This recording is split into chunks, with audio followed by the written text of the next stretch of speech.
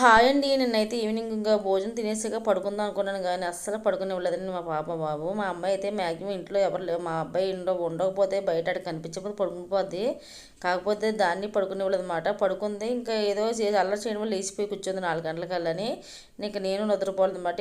ఇంక ఇంటి ముందు చాలా బూజు అయితే ఉందండి. ఎప్పటి నుంచో మా ఆయన చెప్తూనే ఉన్నారు కానీ రేపు మా అలా గడుపుతున్నాను.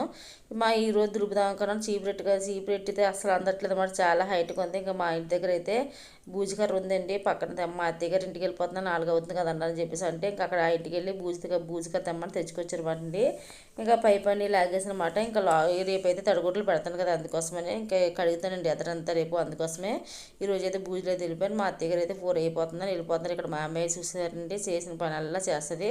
నేను బూజులు దులిపేసి ఆ కర్ర తీసుకొని ఇది ఈవిడి గారు కూడా దులిపేస్తుంది. పైగా చీపు నేను ఎప్పుడైనా ఇల్లు కడిగాను అనుకోండి ఎదరు కడిగితే చీపు పెట్టుకొని తుడిచేస్తుంది అన్నమాట. ఇటు తిరిగి అటు తిరిగి దులిపేస్తుంది. ఇప్పుడైతే పని చేస్తారు కానీ కొంచెం ఎదిగాక చిన్న పని కూడా సాయం చేయరండి. ఇప్పుడు మాత్రం చీపు తుడిచేస్తుంది, బూజులు దులిపేస్తుంది. ప్లీజ్ మీరైతే లైక్ చేయండి.